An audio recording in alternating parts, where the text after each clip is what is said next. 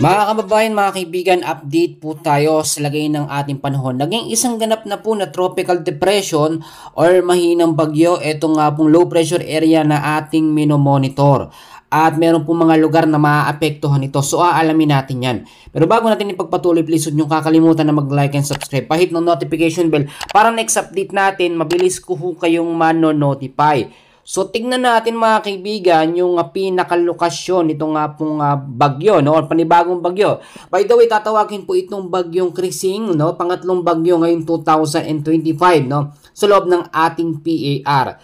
Sa kasalukuyan ho, ito po ay meron po ngayong lokasyon mga kababayan ko na 725 kilometers east of Verac, Catanduanes. At dahil isang ganap pa lamang siya na tropical depression, meron ho siyang hangin ngayon na 45 kilometers per hour, malapit pa rin po ito sa sentro. Pero bumubugso naman siya up to 55 kilometers per hour. Yung pagkilos naman po niya, medyo mas mabilis yung kilos niya, no, pa westward sa bilis po na 35 kilometers per hour. So ipapakita ko sa inyo yung track niya mga kaibigan.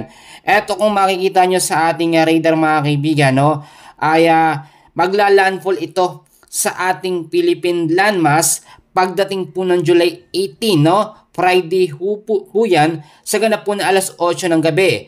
Kapag ito ay nag-landfall na sa ating Philippine landmass, magiging isang ganap po ito na severe tropical storm o medyo mas malakas ito mga kaibigan. Posibleng itaas ang signal number 1 hanggang signal number 3 sa mga lugar po na maaapektuhan. Pero alamin muna natin, no, yung mga lugar na posible niyang daanan simula ho ngayon, no, sa ating update, no.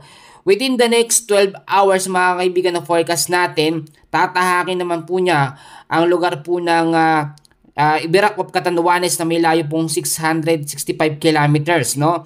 At meron pa rin itong lakas na 55 kilometers per hour. Isa pa rin ganap na tropical depression. Within the next 24 hours simula ngayon ay nasa layo naman siyang 695 kilometers east of Baler, Aurora. At medyo lumakas siya ngayon ng 65 kilometers per hour, isang ganap na tropical storm. At pagdating naman po simula ngayon 36 hours mga kababayan, 500 kilometers east of Casiguran, Aurora siya, 75 kilometers per hour ang lakas ng hangin niya, tropical storm pa rin po. Within the next 48 hours naman, so importante ito mga kaibigan, no, ay tatahakin naman niya lokasyon na 365 kilometers east of Tuguegarao City, Cagayan, 85 kilometers per hour ang lakas ng hangin, tropical storm. Yung mga lugar dyan, posibleng makaranas po, no, na sinasabi natin banta ng signal number 1 hanggang signal number 2. So within the next 60 hours simula ngayon mga kaibigan, ay dito naman siya sa coastal water po ng Santa Ana, Cagayan. Isa po siyang ganap na severe tropical storm na may lakas ng hangin na 95 kilometers per hour. Within the next 72 hours, 125 kilometers west of Calayan, Cagayan, severe tropical storm pa rin po, 95 kilometers per hour ang lakas po ng kanyang hangin. Kung napansin nyo mga kaibigan sa ating forecast, mabilis po yung pagkilos nito nga pong tinatawag natin na banta nga po ni Bagyong Krising, no? At bukod dyan, meron tayong mga lugar na apektado ngayong araw. Bukod po kasi sa Bagyong Krising mga kaibigan, nagpapaulan din ng habagat. So alamin natin yung mga lugar mga kaibigan na apektado po nito nga pong tropical cyclone at kasama na dyan ng southwest monsoon. Ay inaasahan mga kaibigan, ngayong araw po, no, ay 50 to 100 mm sa dami ng ulan sa Camarines Norte, Camarines Sur, Catanduanes, Albay, Sorsogon, Masbate, Northern Samar, Eastern Samar, kasama na ho dyan ang Biliran. At ito naman mga kaibigan, by tomorrow hanggang sa Friday po, no, inaasahan naman ng 100 to 200 mm sa dami ng pag-uulan sa Catanduanes, 50 to 100 mm sa dami ng pag-uulan sa Isabela, Aurora, Quezon, Camarines Norte, Camarines Sur, Albay, Sorsogon, kasama na ho dyan ang Northern Samar. Pagdating naman po ng Friday ng hapon up to Saturday, no, 100 to 200 mm na dami ho ng pag-uulan ng mararanasan sa Batanes, Cagayan, Apayao, Ilocos Norte.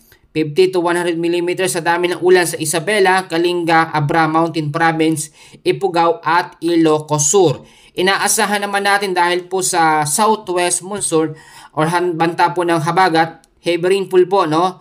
Ang aasahan natin ngayong araw hanggang bukas, 50 to to 100 mm sa dami ng ulan sa Palawan, Occidental Mindoro, Antique, Iloilo, Guimaras, Negros Occidental, Negros Oriental. Kasama na po dyan ang Zamboanga del Norte. By tomorrow hanggang Friday naman ay 100 to 200 mm sa dami ng ulan sa Palawan, Occidental Mindoro, Antique, Negros Occidental. At meron naman 50 to 100 mm sa dami ng ulan sa Metro Manila, Zambales, Bataan, Cavite, Batangas, Laguna, Oriental Mindoro, Marinduque, Romblon, Aklan, Iloilo, Guimaras, Negros Oriental, Zamboanga del Norte, Lanao del Norte, Lanao del Sur at Maguindanao del Norte. Dahil po yan sa southwest monsoon. So mga kaibigan, marami ho nagtatanong at nangangamba ngayon dahil nga po naging isang ganap na bagyo, ito nga pong LPA at tinatawag itong bagyong Krising, yung category bilang isang maging super typhoon nakikitaan po ba?